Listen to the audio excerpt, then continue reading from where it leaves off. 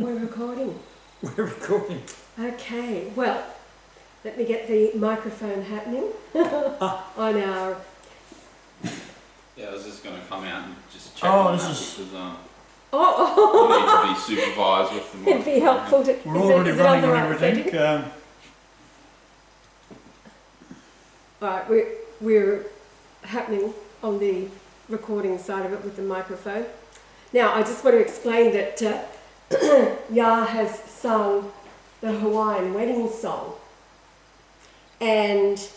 By popular demand. But, It well, was you who demanded Well, it. it was me that demanded, but Well, yeah, I it was have- that Facebook poll where thousands of people voted. It was what song do you want to sing, and that's the one that came out on top. Yeah, yes, but more than that, I've been saying for the longest time that Elvis has the voice of God because they sound so very similar. Yah sounds like Elvis, and I've been saying that Elvis has the voice of God. We're in trouble. So now, Hirad, our wonderful astrologer from the East, left me a message today and he said, "Hey Ash, I just compared Brian and Elvis and they have the same vocal cords," laugh out loud. "It gets expressed differently and they grow up differently, but they both have the same voice from the start." He says, interesting fact. I say, have I not always said Elvis has the voice of God? And then I said, well, how did you do that? He says, yes, I just see the same position of stars representing voice and speech in their personal horoscope. They, of course, get expressed differently, but that's not the point.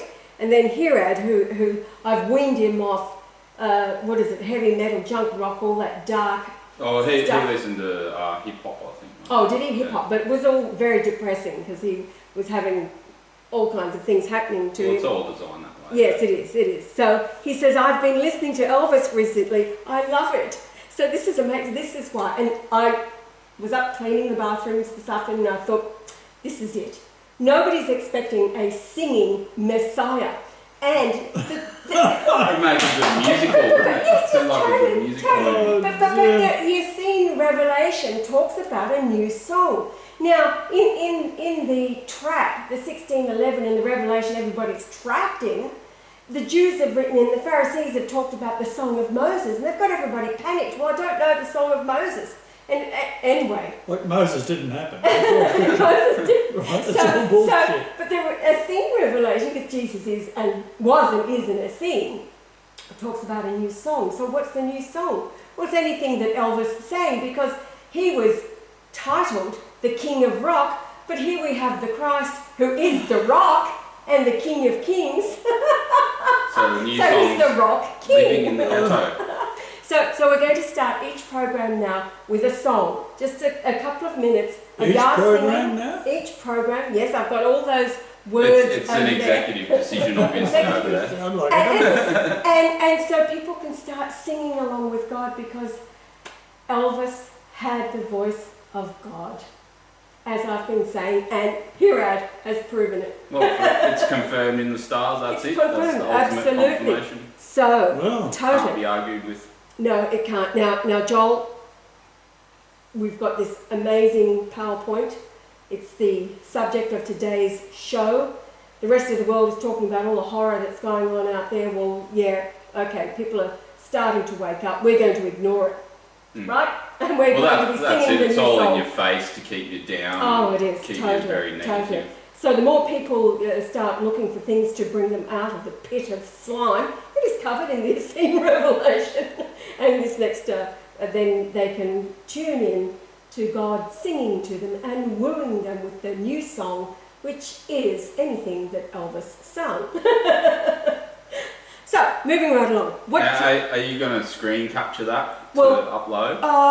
Well, yes, Yah's got it on here. Ah, I see. And It's already He's- running over Look there. at the advanced technology. Totally, we've got our new laser pointer. We've just got Incredible. to. Can you stand over there and make sure it works? Yep. Because it's got to flip over. So I'll read the first PowerPoint. What killed the dinosaurs, and were there giants on the earth? Genesis 6:4.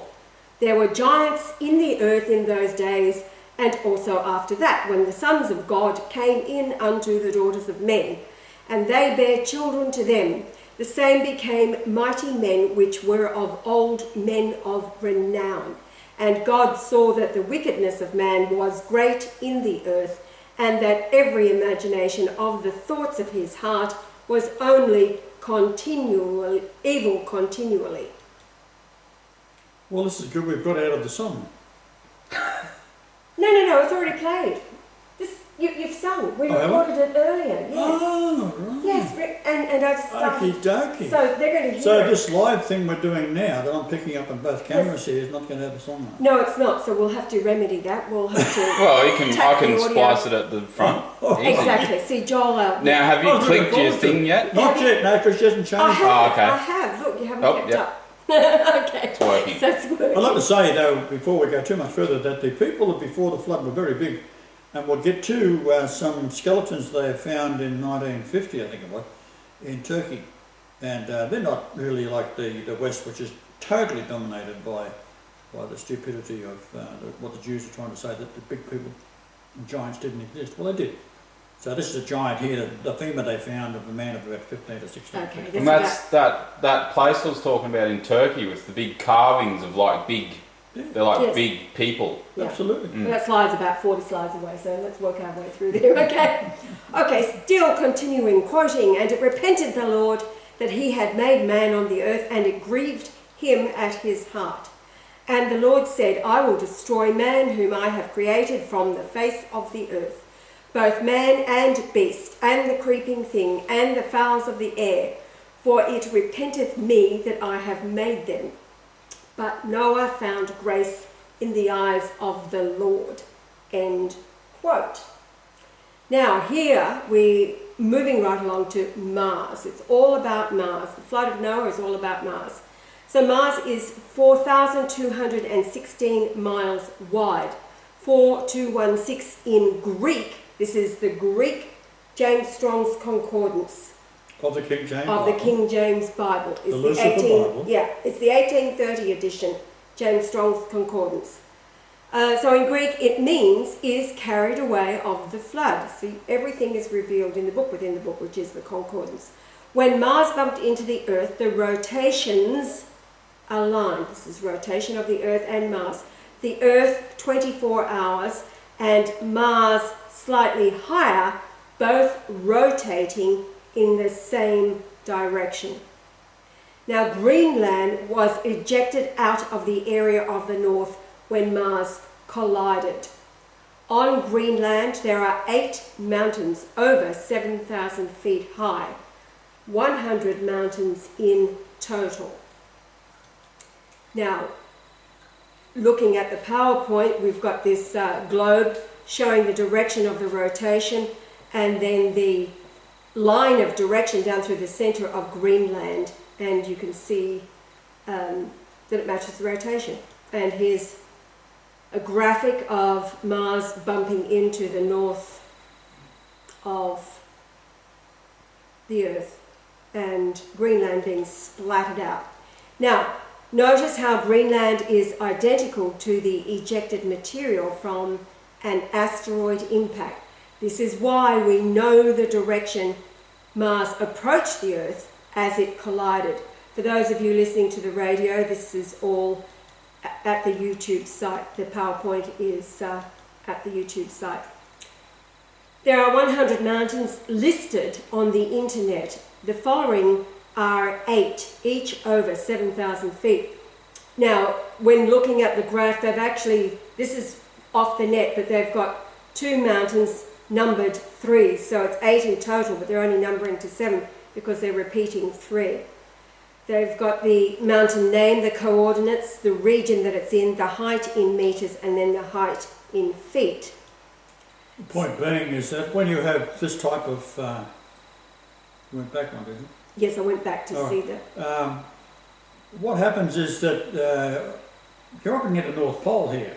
How was it possible for anything to cause in any remote way, by geologic means, that you'd have 100 mountains in one small nation, which is an island, and it's very close to the North Pole, and yet I've listed here how many? 5 is over 10,000 feet, 7 over 7,000 feet, something like that. Yes, the 5 over 10,000. But when you look at the terrain, it's all as if it's been hit with something of a gigantic force to cause it. There's nowhere else on Earth is there such a rugged landscape as there is in Greenland.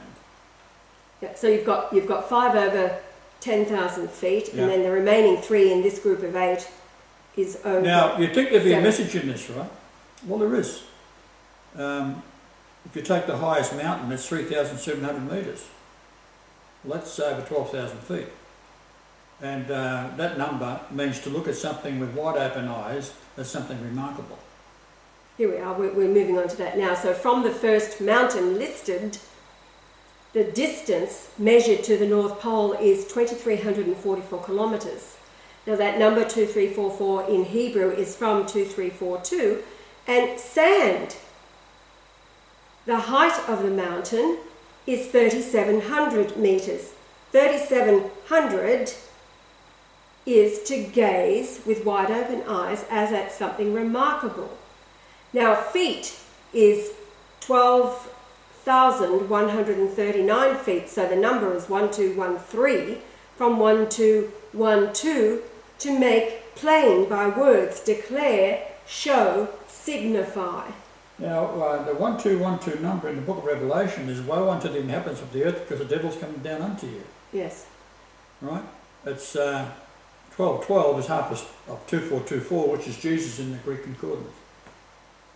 Okay, now moving along to the next mountain, the second highest, when measured to the North Pole, is 2,564 kilometres. So 2564 is K Moa from 2560, which is bitumen, as rising to the surface, slime or pit.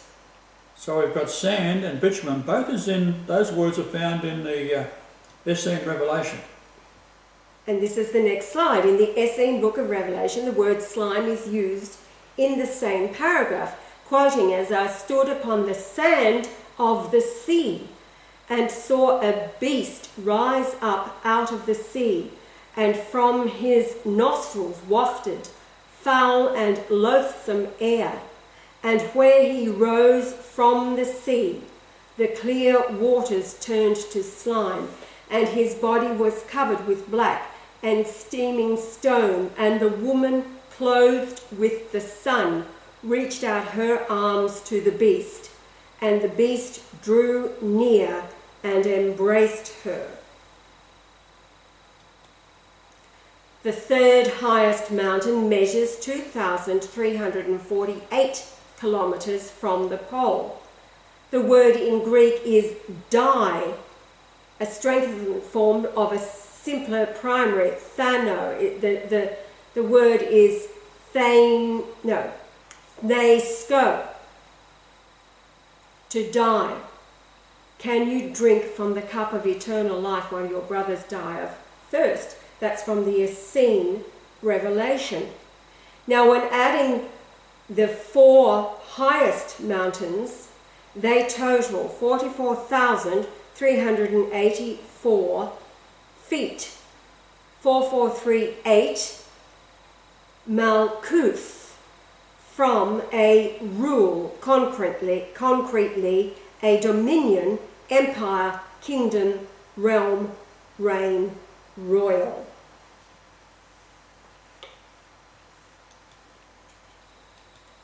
Now the fifth mountain listed measures 1880 kilometres from the North Pole. So it's the one that is closest to the North Pole. And in Greek it is come up, still from the Essene Revelation. And then I looked, and behold, a door was opened in heaven, and a voice which sounded from all sides like a trumpet spoke to me, "Come up here, and I will show you the things which must be hereafter."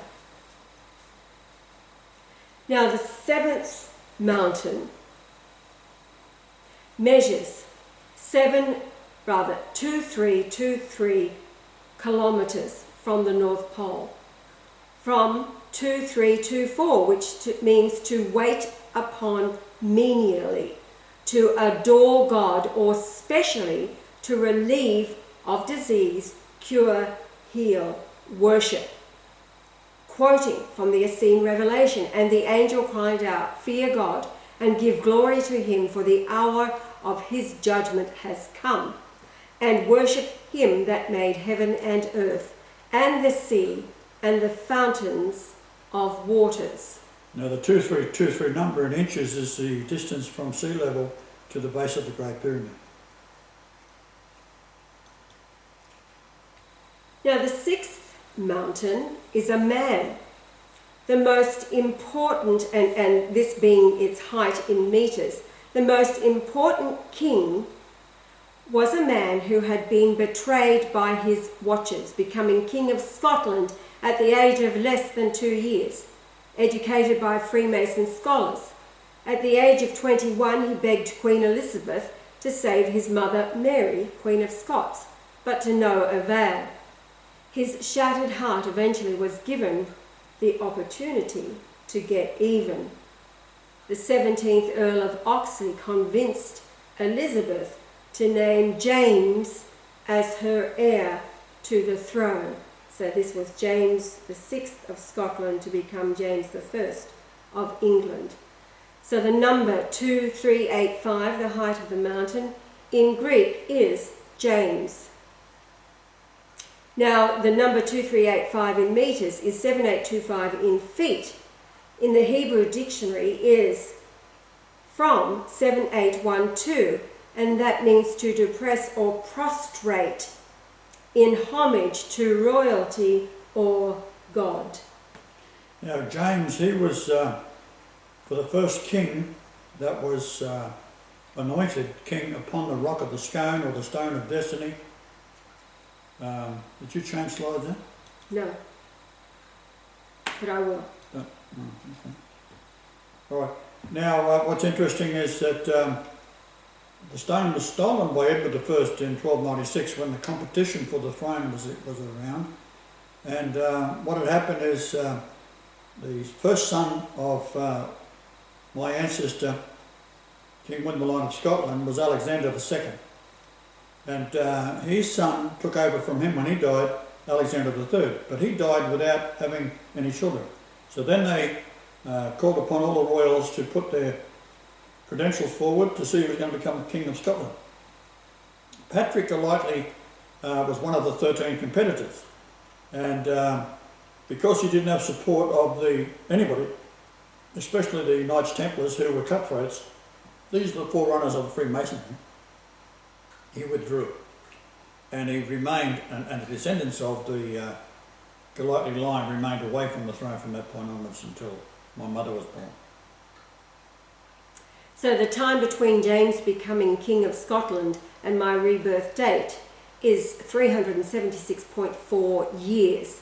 3764 Aramaic is throne, and 376 is Ish, man of high degree. Now what's interesting is they had the numbers all lined up for him as well. He was 400 days old when he became King of Scotland. Now that wasn't a number that they just drew out of the air. It is a significant number. So 400, for example, the moon is 400 times smaller than the sun in width, and it's also 400 times closer to the earth than the sun is. So you've got 40 days in the wilderness and 40 years of the fictitious Moses wandering around like a lunatic, can't find his way over to Jerusalem because it's all bullshit. It was made up in 500 BC by the Babylonians in Babylon. Which is what This we is the see Pharisees. later. All churches today are Pharisee. What we see later in this. And so you've got Pharisees that are talking about the Essene Jesus. Hello. Now the sixth mountain height at 2385 meters, and so this must be in the Hebrew. Ziz is to glare, flash of lightning, bright cloud, and lightning. And then in feet 7825, this is Hebrew, is destruction, and the word is pit shekith. Pit, destruction and pit. Now, both of this is, these words are also found in the Essene Revelation. Okay.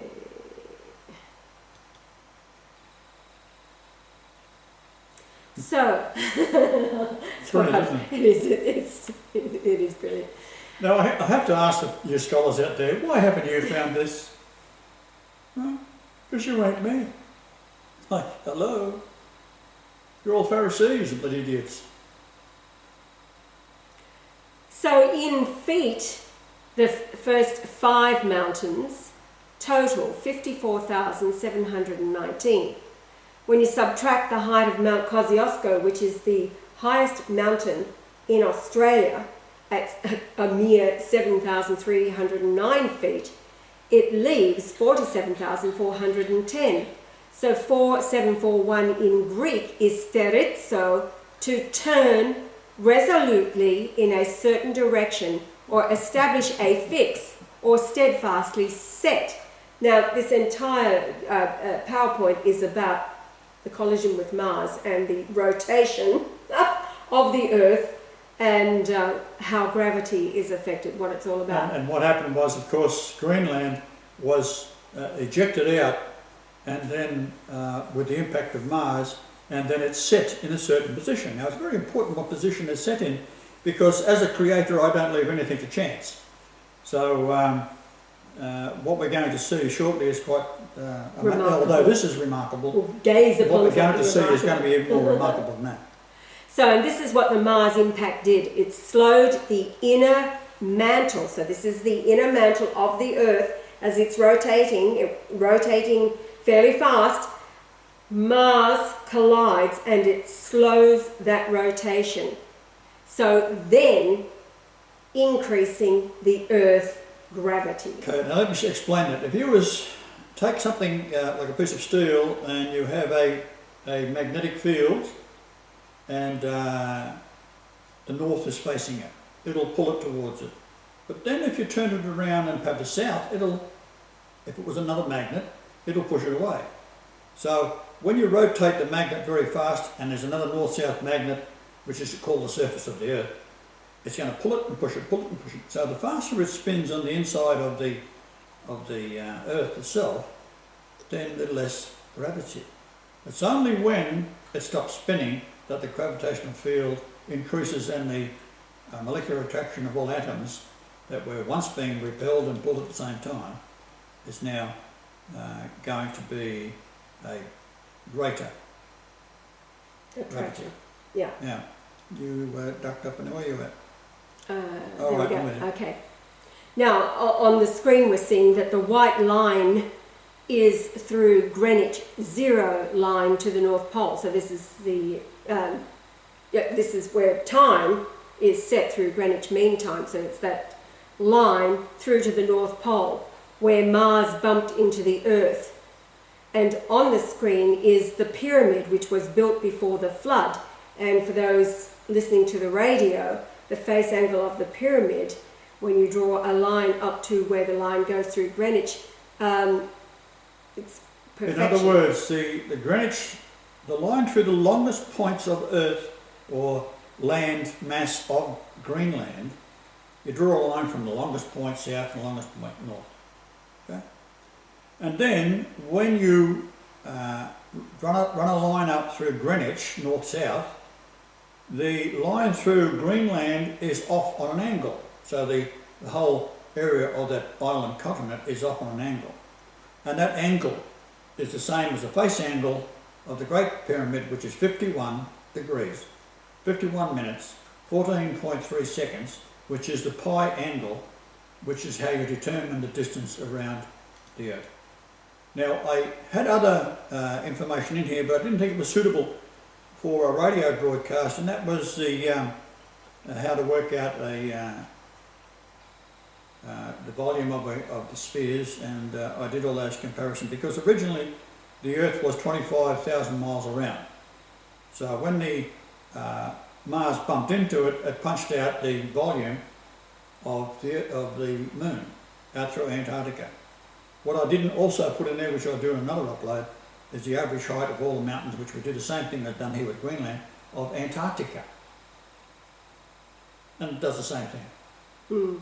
So the impact blast and the blast of the moon out through Antarctica forms a ring of mountains in Antarctica, where this debris of the moon's inner core, which came from the Earth itself, and it blasted out into the space. Now, you'll also find that the size of the moon is equal to the iron lump that's in the centre of the Earth itself. Mm. Now, on this diagram, the highest of the 100 mountains on Greenland are down on the southeast coast of Greenland. So, what we're saying there for the listening audience is that when this Greenland was bumped out, along the most southerly side, the longest southerly side towards facing England, all these mountains have been pushed up right on the coast. So, you could be sailing along in a boat and you can see the highest mountains from the boat. Right? So if you're sailing up from England, straight up you would see the highest mountains from the boat. Now, what's interesting is that we watched that movie the other night, didn't we, which was about the guy ended up in Greenland. Yeah, I don't want to talk about it. That was the worst movie I've ever seen. Oh, okay. So don't go there. Moving right along, number 17. Okay, so that's reiterating, these mountains are all along the east coast, and from above we see it is set on an angle the same as the face angle of the pyramid, pi, 51 degrees, 51 minutes, 14.3. So for our listeners, if you go into the YouTube and look at this, you'll find that I've put an inlay of the pyramid and you can see how the angle fits there perfectly. And the YouTube is the Golightly Martial Hour YouTube. Golightly Martial Hour. Okay, next slide. So the longest land line is the face angle of the Great Pyramid, the altar to the Lord. The north-south line is the zero line through Greenwich. Now when you're on your YouTube, you'll see the dark areas, and that is actually, if you take the perimeters of that dark area of the depression in the North Pole, it's all sea. So it freezes up in the winter time of the Northern Hemisphere, of course, and that fits the shape of Mars perfectly. Now, measuring the length of Greenland in miles, it's 1,656.62 miles. So we have a number, 1656 in Greek is Elios, which means tender, mercy, human or divine. Now in the essay in Revelation, it talks about the extended, everlasting, incomprehensible mercy of the Almighty. Never-ending mercy of the Almighty. All you got to do is repent. Right? Now, in kilometres, the same distance is 2,666. So 2666 in Greek is katapino, which means to devour, drown, gulp, entirely swallow up, which of course is exactly what happened during the flood. And now, of the 7 highest mountains, 6 are on the southeast coast to the most southern point. This tells us the direction is confirmed, the impact pushing the Earth away from the point of collision.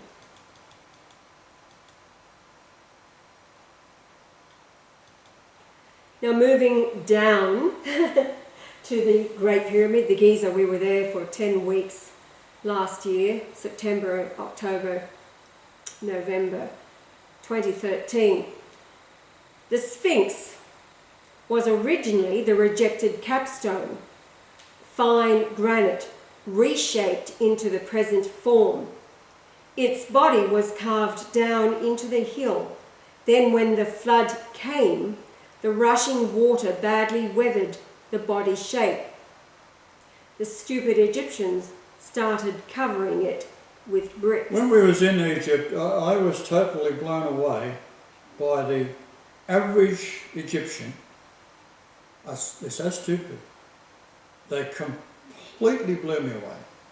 They constantly go on about Allah, they, although Jesus and Mary is mentioned in the Quran, but Jesus didn't die on a cross, did he? And Jesus wasn't this, and Jesus wasn't that. It is fantastic that these people are that stupid. They really are. I don't ever want to talk to one again. But don't ever mention the Quran to me. What a load of crap that is. Unbelievable. So what happened was the capstone, of course, was brought to the pyramid, and the idea being is that mankind reduces the significance of the pyramid by taking the laid-out on corner sockets with fine chisel line, 36524.24. Now, that's the solar year times 100. Okay, there's also the age 365 years, which would be 365.2424 of Enoch. And Enoch is the patriarch that brought the Essenes religion to his sons, which one of them was Methuselah, and then the grandson was Lamech. And he lived 777 years, and he's the father of Noah. So the pyramid, which is the altar to the Lord in the midst of Egypt, is a time capsule, and it's a prophecy. Exactly right. It's a prophecy. It's the Bible in stone, which can only be read by the one who it's all about. It's a record and a memorial of the Lord, who has to be on the earth and reveal it to a devout mankind who are convinced that the pages that they're reading is the Word of God. Think of it like this, that you go back after years of being away and you go into your parents' house where you was raised, you'd have a fair idea what the house is all about. But the guy across the street will know nothing about it. But he thinks he does. And that's what we have with the Egyptians and all the scholars that go there. They're all totally consumed with the King James Bible if they've got any religion at all. And they're just plain wrong. They're stupid. They have no idea.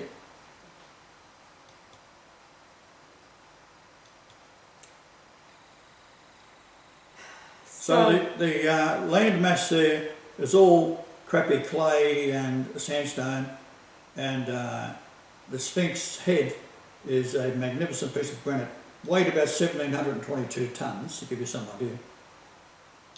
So it was too big to fit on this structure, the Great Pyramid, because when they built it, it was built intentionally and then moved inwards for a total circumference of reducing it by 286.1.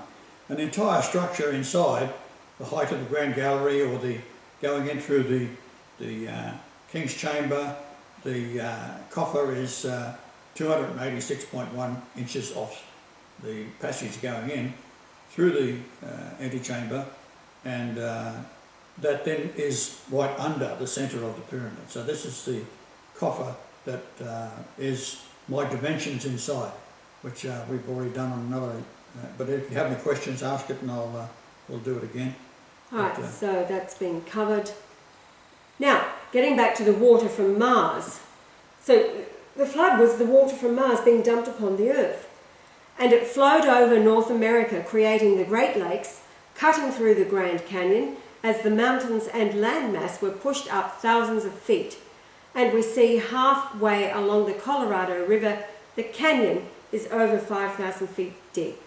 And Brian flew through the canyon in 1989. Now, just a note in the centre of the globe here, the flood washed all the fish shit, which is what sand is, from America onto the west coast and inland of Africa. So you say where America is, that's where all the bullshit is, and all the sand from the coasts along the east coast of America and South America was washed across to Africa. And you take the Sahara Desert and the sand goes right across the continent. We've been there, we've looked at it, it's all fish shit, sand. And if you go down to South Africa, it's Namib Desert, I've also been there, and it is extraordinary in a place where the sand is so thick that the sea runs right up to it, and then there's about a 30-degree, 40-degree angle of sand dunes straight up that make up the mass of sand that goes across to the Namib Desert towards central South Africa. Okay, so we've covered that there.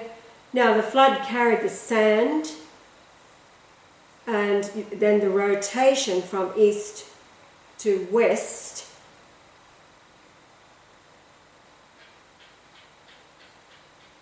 Yeah, just looking at a diagram again. So what it's showing here is that the rotation of the Earth is moving towards the sand that's been washed off the east coast of America, and the south is also the South America. All the sand has been washed away and it's been deposited onto the Namib Desert and also across the main area of Africa. That's the north part right up to the Mediterranean. So if you're listening on a radio, you really have to go into the YouTubes and look at this. There's the Namib again.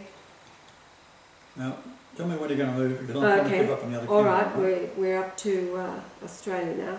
That's it. So now, Australia is semi-arid soil. A little water and life bursts forth. No sand means Mars had impacted the North Pole, washing all its water into the Atlantic.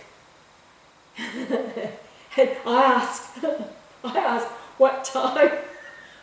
What time was this? So Brian says, in the afternoon, around tea time in Australia.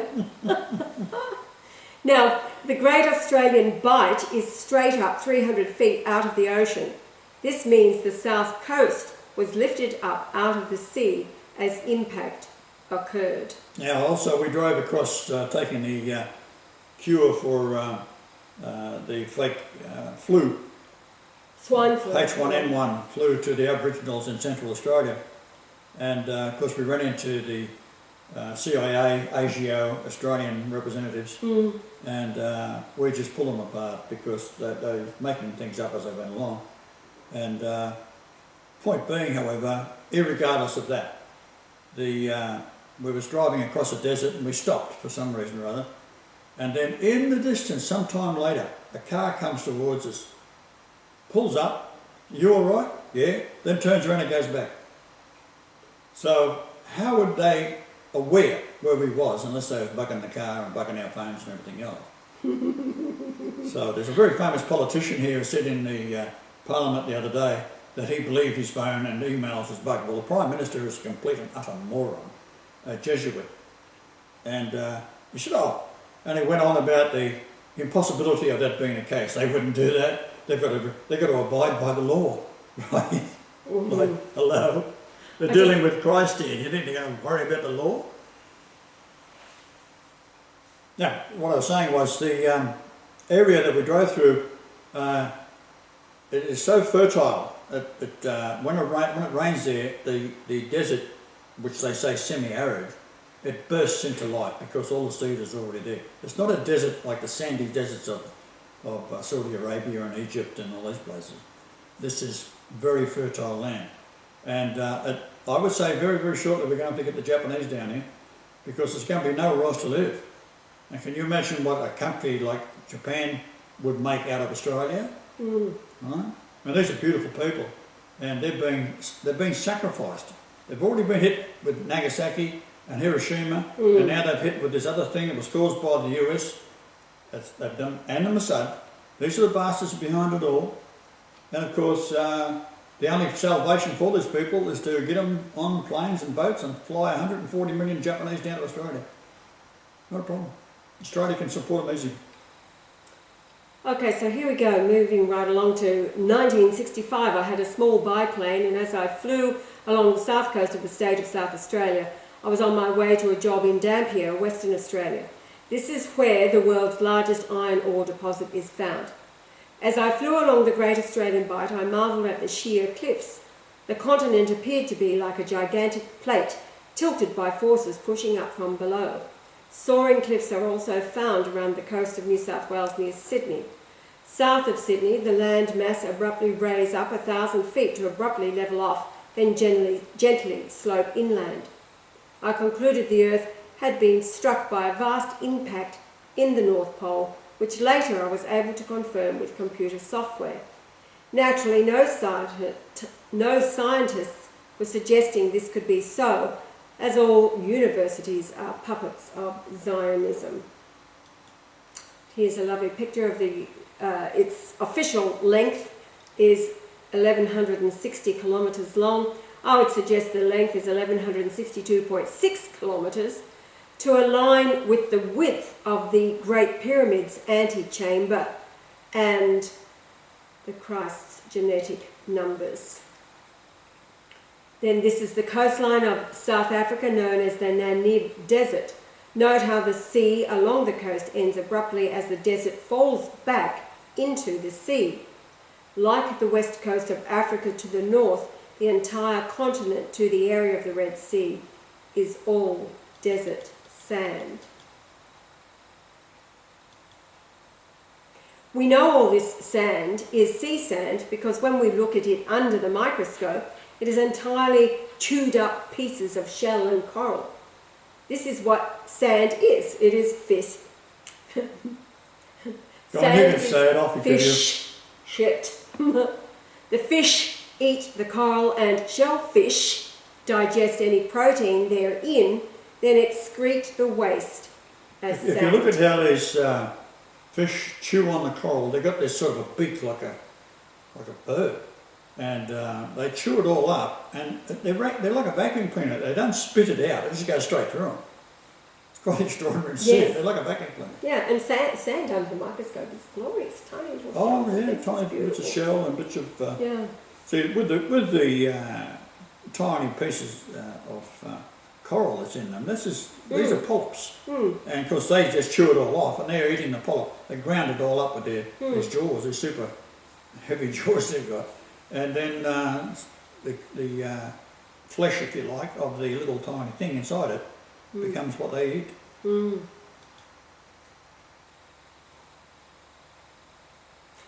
Now, just repeating, and it repented the Lord that he had made man on the earth, and it grieved him at his heart.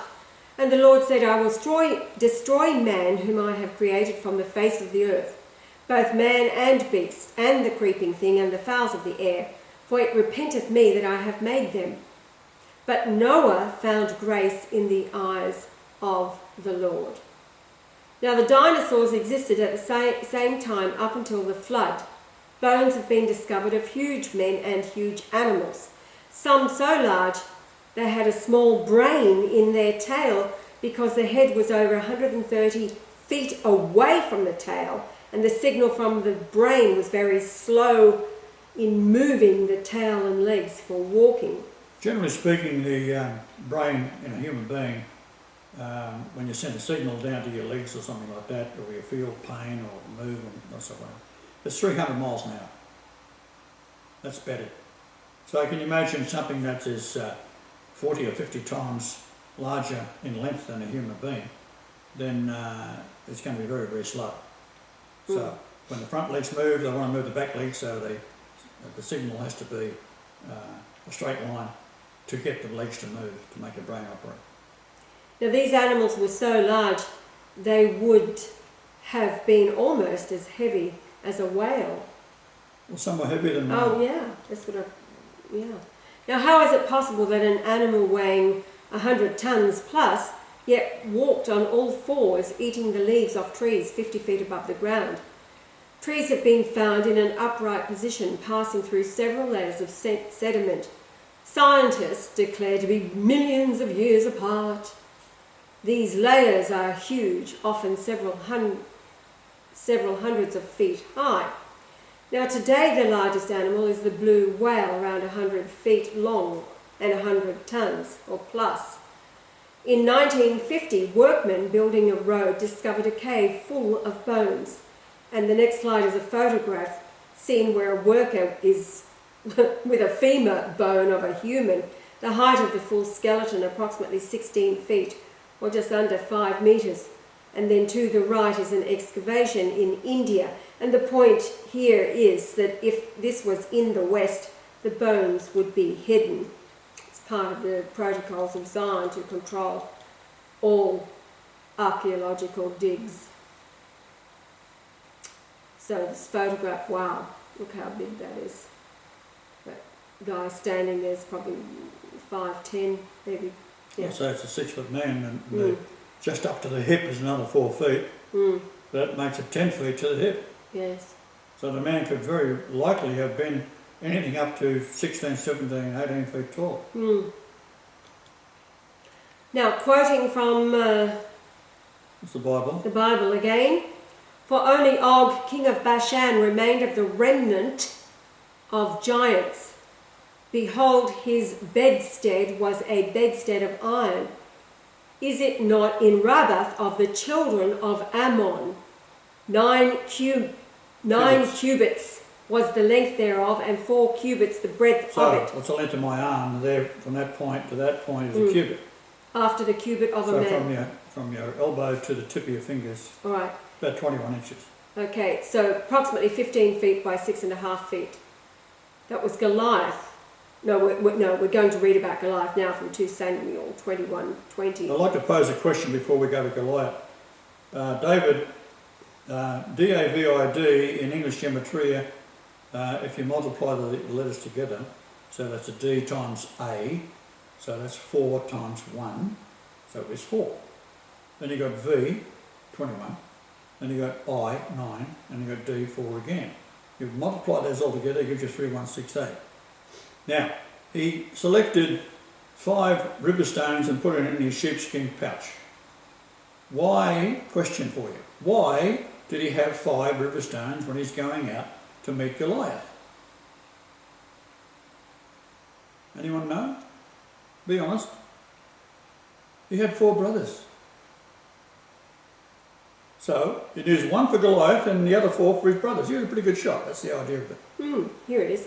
And there was again a battle in Gob with the Philistines, where Elhanan, the son of Jerogim, a Bethlehemite, slew the brother of Goliath, the Gittite, the staff of whose spear was like a weaver's beam. And there was yet a battle in Gath, where was a man of great stature that had on every hand 6 fingers, and on every foot 6 toes, 24 in number, and he also was born to the giant. Why 6 fingers on each hand and 6 toes on each foot? Babylonian numbering system. They can't help themselves. They have to put it in there because their numbering system only goes up to 6. So if you're counting 6,000 and then you want to go another number, you want to add some more numbers to it, 6,000 is as high as you go. So then you go another up to 600. Then you go again, right, up to 60. Then you go again up to 6. That's as high as the numbers go in the Babylonian numbering system. How many lords are there in the King James Bible? 6,666.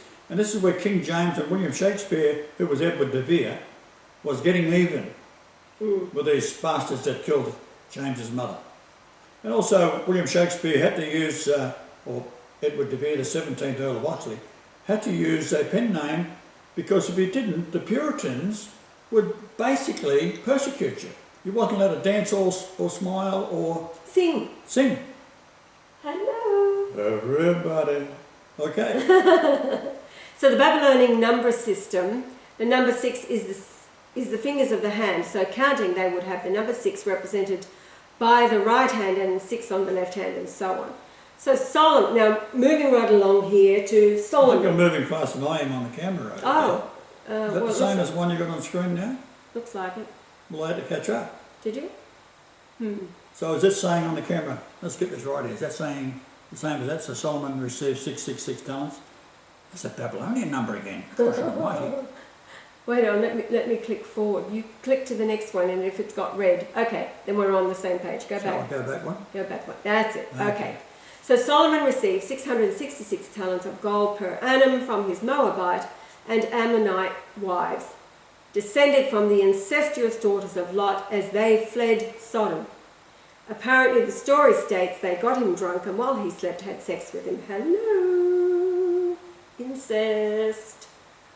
Solomon's temple was built with the help of demons he could summon to aid him.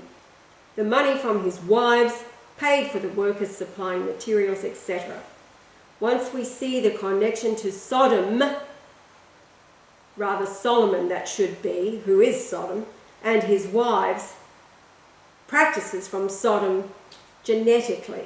So yeah, we're talking, once we see the connection to Solomon and his wives, the practices from Sodom. Now, the unfortunate part about America and the United States and Australia to a lesser extent, you take America, it is descended from the 10 tribes of Europe, which are the 10 tribes that was dispersed by the Assyrians, which is what is causing the battle against Syria today. Yes. They are trying to destroy Syria because it was the Assyrian king, same area, that was responsible for defeating the 10 tribes of the north in 722 BC, and he didn't kill them, he sent them packing. So for many, many years the idea was that no, they couldn't have gone there, blah, blah, blah, too far away. They went somewhere, so where do they go? Well, the shipping trade going back and forwards from Europe and England was pretty extensive in those days. This is where they got all their iron and their tin and copper from. It came from England and places like that. Some out of France, but primarily out of England. So the tin mines of England and Cornwall go back to 2500 BC. Right? Ask anyone who lives in Cornwall, they have no problem that Joseph of Arimathea was a tin man. The family of Jesus, myself, came from there, Cornwall. And from there, grandmother Anna and her husband, Joachim, came from Ireland. Why? Because the Irish line of kings goes back to Zedekiah 586 BC, 583 BC. Now, we have about 7 minutes before our hour is up, so we'll... Well, you rip on real quick and I'll see if I can keep up there. Once we see the connection to Solomon and his wives and the practices from Sodom genetically, then we see he also built altars to their gods, which included sacrificing children. And then the reference is 1 Kings 10:14. And that's what they do today. That's why all the kids go missing every year. Exactly. They sacrifice children. They're still doing it. 2 Chronicles 9:13 and the Revelation 13:18. Now, so those 3 verses that I just told you, we're going now to the New International, or the version of the Bible. This is the NIV, a revisionist that is owned by Rupert Murdoch. The weight of gold that Solomon received yearly was 666 talents, not including the revenues from merchants and traders and from all the Arabian kings and the governors of the land. Now, what is important here in the NIV, that it has the numerals 666. In the King James Version, it's the words 666. It's the words. 3 score and 6. 600, 3 score and 6. Yeah. But it's the words, and they have a value in gematria. So by putting it as the numeral 666, it removes that value, gematria, from... Because it's not spelt, it's just a number. That's right. So the 3 verses have an English gematria. So we're talking about the NIV. So the value is 2413. Now, 2413 is sacred, holy. So what's going on here? They're trying to make out the NIV is holy. Now, this is the NIV is owned by Rupert Murdoch, a Jew. He controls the world's press. If you note, he was the dude that caused the media to send the beaming of Francis on the 27th of April all around the globe. He is all part of the Jew world order.